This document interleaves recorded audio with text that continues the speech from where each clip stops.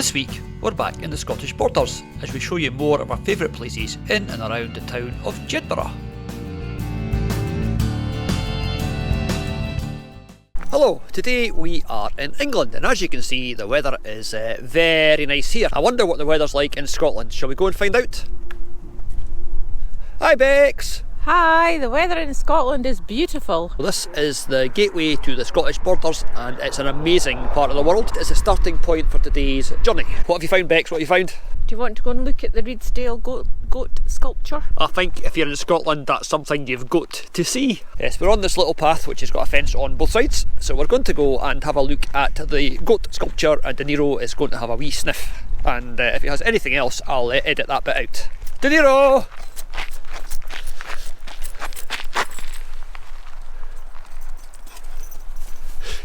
Come on then! Ah! I fell down a hole. He's not keen on running on the boardwalk, I think. This is why you should never let your greyhound off its lead. As you can see, boom, he's just gone. He's just... De Niro, do not eat that. De Niro. Zoom! Yeah, there's far too many interesting smells up here for him to worry about, so his focus is elsewhere. Come on, De Niro. Your public demand that you do a zoomie. I've never seen him so reluctant to run. There's far too many smells here. He's not playing. I think De Niro is going to demand recompense for his zoomies, so it'll be a biscuit per zoomie from now on. So this is a goat, but I can't quite see it. Yeah, that is a goat apparently. It's got swirly leg warmers on and yeah, that is not a goat, that is a bit rubbish.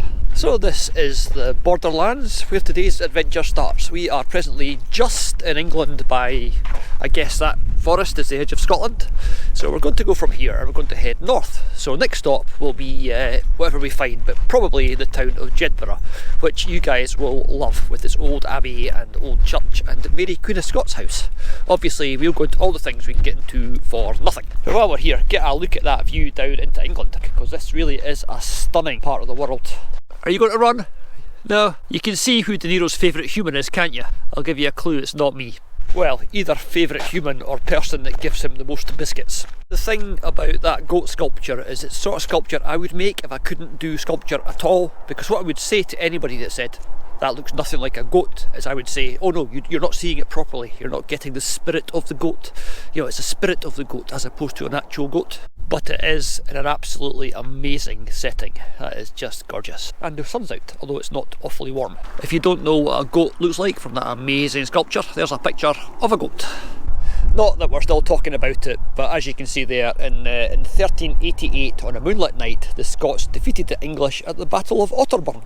1388, yeah, that's recent history.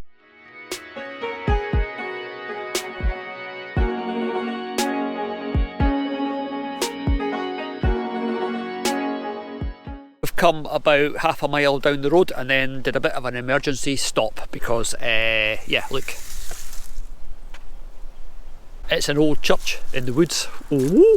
Someone has been mowing the grass, but it looks like the actual church is I don't know, is it disused? Pretty disused, I think. But look at the stained glass window that you can just see the far end of through there. In fact, you can see it better than me because you're on my camera on a stick. This is such a pretty little graveyard. It's bright and sunny and yeah, this is turning into quite a good day already and we've only just started. Unfortunately, the stained glass window does not look quite so good from this side. So let's go and see if we can work out how old this is. I'm guessing 1800s-ish. 1880s, so that's 1800s is the sort of rough age of the graveyard. There's nothing new here as far as I can see, it's all old stones. So let's go and see if we can find something a bit easier to read so I can sound like I know what I'm talking about. Okay, this one, take two, is sacred to the memory of James Whitesfund, son of Andrew White, coachman from Eggerston, which I'm guessing is where we are. Robert White, his fourth son, etc, etc. If you want to find out who is the most important person in the cemetery, look for the biggest gravestone. So this will give us a clue possibly as to who is responsible for all this prettiness. So in memory of Alexander and William and Oliver and Helen. No surnames, hang on, let me see if we can find a surname. Rutherford. William Oliver Rutherford. Memory of Agnes Chatto, beloved wife of William Oliver Rutherford, who fell asleep in Jesus, 14th of November 1859. So this is the Rutherford family gravestone. I'm guessing they were the big cheese in this area. The Grand Fromage. It's such a pretty little place. As you might have noticed, we do like old graveyards, especially ones like this, where it looks like nobody's really paid it much attention. It's just nicely looked after. The stones are all very weather worn and difficult to read, and just generally interesting. There you are, and for people that like my attempts at being arty, there's some gravestones and the church in the background. I like this one here. This is quite an intricate little stone with its patterns on the top. That must have taken a bit of carving, but I'm guessing that would have been done by a I was going to say that would have been done by a stonemason. No, it would have been done by a cheesemaker. Sometimes I hear myself say things and think, you're an idiot. Oh, this is the newest one here. This is from 2009, aged 80. So that's Patricia Helena Hall. Hello, Patricia. Guessing this is all slightly newer down here than it was up there. That's a big thing there, isn't it? It's quite ornate. Adam Glendunning, 1967. Yeah, so this is the newer bit, but still not particularly new. This is interesting, if you find these things interesting. This is in loving memory of Mary Taylor Smith, who was nurse to the children of Mr. and Mrs. Oliver of Edgbaston, and a lifelong friend. And this one here is in memory of Ethel Mitchell, who was also for 18 years with the families of F.S. Oliver and J.S. Oliver of Edgbaston. So this must be domestic staff and things like that, possibly, I would guess. That is such a nice graveyard. That was well worth the emergency stop. We've actually parked Daisy right in front of the driveway to some big posh house, so I better get back before we get shouted at. Although if we get shouted at, we just pretend to be foreign. That is a very, very cool building, and well worth a stop. We will try and find out what that is, and I'll let you know. But at the moment I've got no idea. Is there anything noisier in the world than motorcycles? There goes the peace and quiet. Now if Bex misses out on this excitement, I want you guys witness. She said she didn't want to go and see this. Bex, do you want to go and see the only tree that's left from the old Jed forest? I'll let you see it and tell me all about it. I'm going to sit and read my book. There are actually lots and lots of trees around here, but this is a very special one, apparently. But all we've seen is a sign. We've not actually seen the tree yet. It better be good. Bex is really, really missing all the excitement. This is the Capon tree, and it's the last survivor of the ancient Jed forest, as you can read on that sign that I just read. But there's a tree over there. So it's just a big, not very healthy looking, but probably very old tree. And they say it's the last survivor from the old Jed forest. There are, to be fair, lots of trees around here, but I don't suppose they qualify because they're not quite as old and gnarled and wizened looking as that old chap over there. So there you are. How exciting was that? Next up, charity shop. Okay, we have come a little bit further up the road and we are now in the town of Jedburgh. Now, some of you guys like old castles and old buildings, and some of you like old churches. Well, Jedburgh has definitely the best combination of the two you're ever going to see. Get a look at this.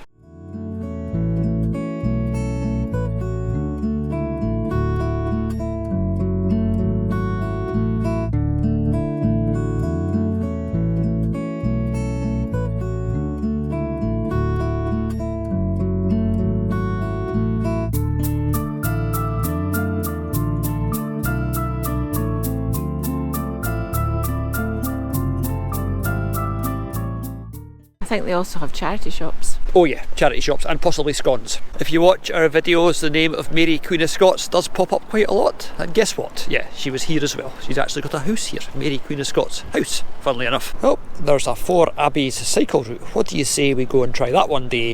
Jedburgh is another one of these very historic little borders towns. It's got the Abbey that you've just seen. It's got Mary Queen of Scots house, and it's got the old prison and the old courthouse. I got halfway through that and started gibbering. I'll shut up. Oh, I spy the war memorial. Sorry Bex, we're going this way. The fighting spirit of the men of the borders is quite well known. On a Friday night they mostly fight with each other. But anyway, in 1914, 1918 they signed up in their droves to go and fight in the First World War, and a lot of fairly key engagements had the borderers right at their very hearts. If you go into Jedburgh today, you'll find that nothing rhymes with Jedburgh. That is a wee street in Jedburgh, which is quite a pretty wee place, and up there is the Abbey, which is going to be amazing. We're going there in a bit with De Niro, because he likes exploring an Abbey as much as the next greyhound. And Bex is now taking the shortest route to the Sue Ryder charity shop. Sue Ryder, here we go, let's go for a wee look. Straight to the tat corner. Somebody's used up all the supplies of wool on a project that we're going to show you very soon, so now we need to buy more. Oh, Bex. Scones. Boo! No seats, so no scone for Bex. It looked nice, so we're coming in for a wee takeaway, aren't we? We thought this was a market cross, but it's not. This was put up in the 1880s to commemorate the Golden Jubilee of Queen Victoria, who is that always very happy looking woman there. She always looks really grumpy. Oh, it's got things crawling up and down it. That's really smart. Oh, that's quite nice that the unicorn is getting hit by a shaft of sunlight. Hello, Mr. Unicorn. That there is Jedburgh's old courthouse, which is where a guy called Sir Walter Scott practised his trade. He was a lawyer, and then he was a very, very famous author, and responsible for this tartan fetish that the whole world's got now. He sort of basically designed the whole sort of formal tartan dress thing that people wear. He also found the Scottish crown jewels because they were lost in a box in Edinburgh Castle. So he did all the sort of Renaissance of Scotland with the tartan and the crown jewels and all that gubbins. Quite a famous man in Scotland. And elsewhere, I suppose, but if you've not heard of him, don't worry about it. So this is called the Newgate, and it was begun in 1756, and it replaced the toll booth that used to stand at the top of Canongate. This contained a courthouse and a prison, and the spire up there was added in 1791 and contains 3 bells. If you're wondering how I know all that wonderful information, I'm reading it from that side. And if you're new to the channel, I make things up as I go along. We promised we were going to show you the Abbey Cemetery, and that's it. But unfortunately, you can't get in. I'm guessing because of the danger of things falling over, because common sense isn't allowed anymore. You have to be mothered. Quite frankly, if I want to get trapped under a falling gravestone, that's entirely down to me. So do you think we should go into the Abbey? I think you already know the answer to that one. I'm not going to read them to you, but I do like these little information boards that give you a little bit of extra sort of background about this being a platform that was built by the French in 1548 to try and keep the English out. It didn't work. Oh, this artistic photograph, slightly cold woman with bottle of wine. This is woman and wine while shivering because it's not very warm today. Unfortunately, the visitor centre and the shop is closed, and we were going to bring De Niro in, but now we're not, because we've just seen to get to the bit up there, you've got to go up this flight of stairs, and they don't look very greyhound friendly.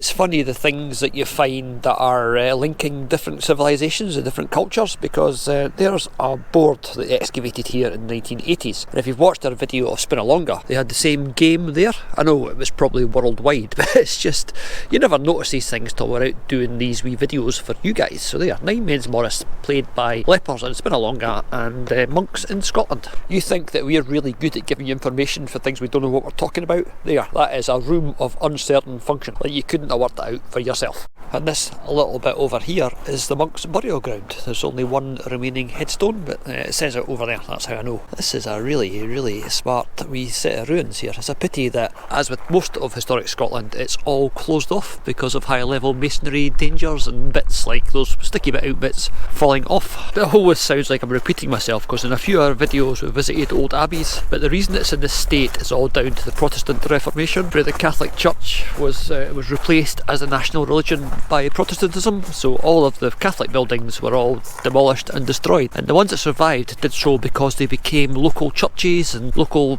facilities that were used by the people, and that's the only way these buildings actually kept going. Like in Dunfermline, it became Dunfermline Parish Church. Here, part of it survived as a parish church, but a lot of it was just allowed to go to rack and ruin, and it leaves a very picturesque ruin, to be fair. We do wonder what all these buildings would have looked like if they had survived. If you go to Ireland, there's a lot of cathedrals in Ireland that are still in good nick because the Catholics are still in control over there, and a lot of these places, I've got pictures of a place called Wexford Cathedral, which is this is what it would have looked like. This is Wexford Cathedral, so we must get there one day to see what the building behind us would have looked like if it had been in use constantly until today. Well, Bex, the Abbey was all closed, we couldn't get inside it, so we need to pad this video. How are we going to pad this video out for another 5 minutes? Will we sing a song? Will we do a song? I'm not singing. People would switch off immediately. We could do a poem. Do you know any poems? The boy stood on the board. No, I can't do that one. No. Okay. That is the poop chute where the toilets were emptied, and underneath us there is a pend that goes all the way from here down to the buildings at the visitor centre. What do you say? Oh, that'll be time for our word of the day.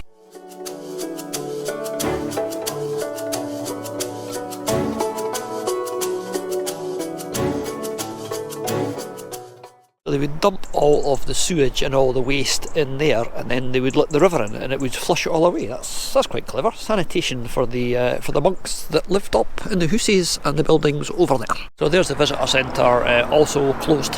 There's another very, very nice church, but unfortunately it is far too cold for us to do any more exploring here. We're going back to Daisy to put the kettle on. The Borders are a hotbed of rugby, and if you don't know what rugby is, it's a game played by men with funny shaped balls. That's a very old joke, but it still made me laugh. By which, of course, I mean that the ball is like egg-shaped, it's not round. It's not really egg-shaped, but I couldn't think of a better way to describe it. If you're American, it's like an American football ball, except rugby players don't have to cover themselves in 30 layers of padding in case they get hurt. We have had a question about what crochet project Bex has been engaged on. Well, ready for this? Bex has seen how we do the grand reveal on Instagram, so she's going to try her own grand reveal. So the entire project could end up in the river. Don't flick it too hard. And here we go. This is the grand crochet project. Go! Yay! That is Bexy's crochet blanket that she's made for the van. Now, for our next trick, when she drops that, she's going to vanish from behind it. And waste not, want not, with the extra bits of wool, I made 2 nice cushion covers to go with it. And this is for our bed in the van. And that also explains why there's now 2 cushions missing from our living room. You've nicked 2 of our cushions to put new cushion covers on, haven't you? Not nicked them, I've repurposed them.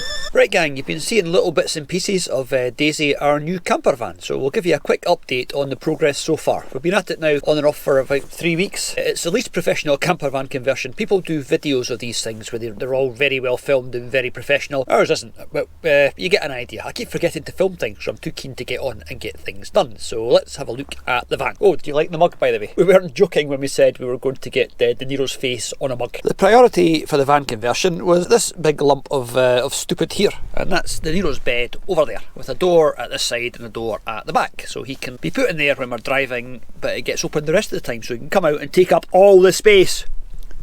Are you taking up all the space? So we have ensuite facilities. You don't want to think about what's inside that. Oh, yeah, there it is. Ensuite facilities. And over here is the kitchen area, which is one of those little gas stoves that lives under there. And it's got running water, which is quite impressive. And lots of storage. And there's the big storage, which is not just full of unhealthy food, and it is mostly just full of unhealthy food.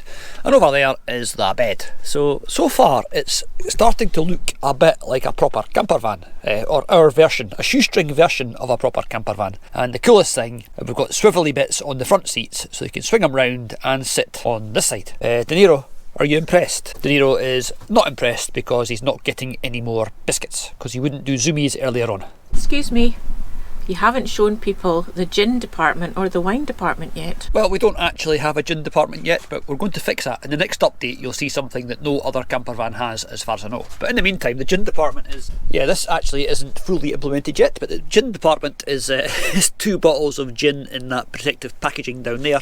And the wine department is basically, well, it's basically all of that box is full of wine. It does clink a lot while we're driving, but we can drink it, and that'll help with the clinking. Drinking helps clinking. This next bit, I'm a bit put out because I saw a thing on top of the hill, and I said, Bex, do you want to go and look at that thing? And she said, no.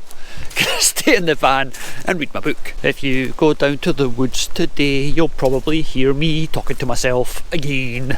I'm not sure Bex didn't have the right idea. It is a bit chilly, and I'm wearing shorts, which is not a great idea. I do hope I'm going the right way, because it looked like quite a big thing and now I can't see it. It's a bit squelchy and poop. Oh, and it's got much muddier. What I want is behind those trees, I think, so let's see if there's another way through. Let's try this way. It's even prettier up here, the light shining through the trees and lots of green, and yeah, it's nice to get out of Methil to somewhere pretty. Well, it's nice to get out of Methil to anywhere. And there it is, just poking up between the trees.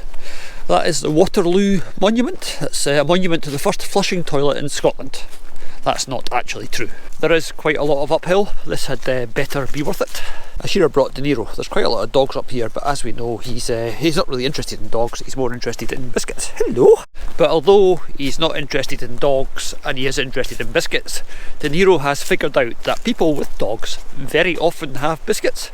So should you ever meet De Niro, make sure your pockets are zipped up, whether you've got biscuits or not. I think we should probably have started Holland on a shoestring, because Holland is much flatter than Scotland, and I spend far too much time getting out of breath while I'm talking to you guys. This monument is, I don't know, 100 metres tall, and I still can't find it. It's gone missing again. I'm going to keep going up this hill, because uphill looks like a good way to go. I should have just flown the drone up from the bottom, but that'd be cheating. Oh good, it turns out we are heading in the right direction, because the thing that we are looking for is up there. That's pretty cool. We'll get closer to that obviously, but that's what it looks like from down here. Okay, it's a good thing I didn't bring De Niro, because styles and greyhounds do not mix. All this effort, and I could have just shown you a picture of a scone and you would have been equally as happy. And I'm not even going to try and talk to you as I walk up this hill, so I'll see you when we get to the top. There it is up there though, we're nearly there. I don't know why they have a Waterloo Memorial. It's not even ABBA's best song. That's my 2 Waterloo jokes done, I promise, no more. So there you are, to the Duke of Wellington and the British Army, William Kerr, the Marquis of Lothian, and his tenantry dedicated this monument. That's quite nice. I'm sorry, quite nice is the best I could do. It is quite a long way up. Oh, and that's a little thing about the restoration by a different Marquis of Lothian. It is quite an impressive structure. I love these things that people like the Marquis of Lothian and people with lots of money do just because they can. Can you imagine the poor wee man had to go up and build it? Right, I want you to build a thing on top of that hill. Yes, your Marquis ship, how would you like it? 100 metres tall, solid stone. Right, and how are we going to get the stone up there? I've no idea, but you better get started. Predictably, you can't get into it, but it does have a wooden deck round the top, so I'm guessing you must be able to get into it at some point. But we are 774 feet above sea level, and this was built in March 1835.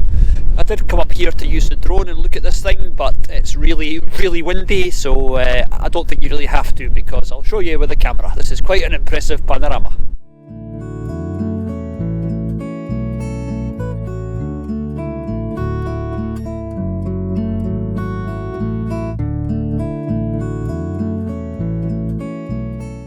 Told you, quite an impressive panorama. According to the map, there's also the remains of Iron Age hilltop forts here, but it's been nice to see them from the drone, get up above them and look down, but it's too windy. I'd be collecting the drone from Edinburgh, which is about 30 miles that way. Oh, go on then, one more look at the tower. I keep thinking about putting the drone up for some artistic shots, even at low level, but I think it's just too windy. But I do want to find out when this thing is open. This is another job with a little fluffy microphone that we bought with the money that we get from our patrons on Patreon. Has absolutely paid for itself, because it's a bit windy. If I had more hair, I'd be able to show you. If you would like to support our channel, there's 2 ways that you can do it. We have a Patreon page where you can go and become a patron and help us out an awful lot, or there's Ko-fi where you can go and buy De Niro a biscuit. De Niro would rather you went to Ko-fi and bought him a biscuit. Oh, and there's another little dogalog that is doing some exploring. Hello, dogalog. That dog's not out on its own. There's a couple of gentlemen just shown up at the top of the hill, and one of them was saying that you can find the Earl of Lothian's house, Monteviot, and you can get the keys. And if you ask nicely, they might give you the keys and you can go for a wee look. So there's something else for the list. Because when I've climbed all this big hill, what I want to do then is go up a lot of stairs. That sounds like fun. Have I ever mentioned it's a lot easier going down than it is going up? Well, that was a big hill and a lot of wind, and it was very cold, but having walked up the big hill and all the strong wind, suddenly it's not quite as cold because I'm a bit sweaty. This is weird. It was noisy here, there were birds and noises in the background. Now it's gone completely deathly quiet, apart from me talking to myself. Listen to that. That's the second thing today that Bex has missed out on, and that was a little bit more exciting than that tree that we saw. Daisy has one fault, it's that she's not nearly yellow enough, and if you don't understand what I'm talking about, look at some of our other videos where we had Mabel, who was very, very bright and very yellow. And we are back. Better check that she's decent. Are you decent? Are you awake? Are you enjoying the facilities of our camper van? I am very much, thank you, and I haven't opened the wine yet. Oh, I forgot about the wine. That's like leaving dog food beside the dog. And today's wee adventure finished with a trip to the beach at Prestonpans on the banks of the River Forth. We have come a little bit further along the coast to a place called Prestonpans. Now, at this time of year, every year, we come here to collect stuff on the beach. It's a very specific type of stuff for a very specific little craft project that we undertake. We will get down to the beach down there once we find a space where I can get down, because since we last spoke I've fallen off a wall, which was not very bright, but I've done something unpleasant to my knee. So this is Prestonpans Beach. It's a great beach for sea glass and pottery, and the reason that it's a great beach for sea glass is this sort of line up here you can see is an old tip which is slowly eroding into the sea. It's not a very old tip, it's like 1940s, 1950s, but it's still quite interesting. You find some quite interesting things. While we're here, let's go for a wee look. When we first discovered this place, we wondered why there were no older bottles here. There's a lot of 1960s stuff, a lot of 1950s stuff, but nothing old, and we thought, oh, where's the old stuff? And we found the answer on the old maps. Back in the 1940s, this was all a bay, and then it became Edinburgh's landfill, so it was all stuff from the 50s and 60s, which they used to build all this, which is now gradually being reclaimed by the sea. There's usually, after a storm, all sorts of bottles and stuff sticking out of here. At the moment, there's not much. I found a toy car here once and I was so pleased with myself. It was such a nice little car. There's not been a decent storm for a while, but you can see all the broken glass and all the detritus from the tip that is coming out of that banking. Some of it's not very exciting. Most of it's not very exciting, but it does give us the little bits and pieces that we need, which are much, much older. There's been pottery industry here going back to the year dot, so that's why there's some really old, very nicely sea-worn pieces of pottery that we are now collecting. So Bex has been collecting already while I've been hobbling down. This is the things, these bits are bits of old earthenware, but it's these things, we don't find them anywhere else. Now this is getting on for the festive season. Can you guess what this is going to be? Ooh, that's quite bright and standy outy, isn't it? It's a shell. There, that's our mollusk identification. It is a orange shell. And Bex has just checked her email, and a huge thank you to the anonymous person that just bought De Niro a couple of biscuits on Ko-fi. You don't want us to know who you are, but thank you so much. Right, I think we've got a reasonable amount of stuff. Let's see the bag, Bex. Alright, you can stop now. You've done quite well. Oh yes, that'll keep me going once I get drilling and assembling. And if you want to see what our little seasonal craft project is, you'll have to tune in next week. But for now, that's it. Thank you very much for watching. We do hope you've enjoyed this episode, and we'll see you soon for more Scotland on a shoestring.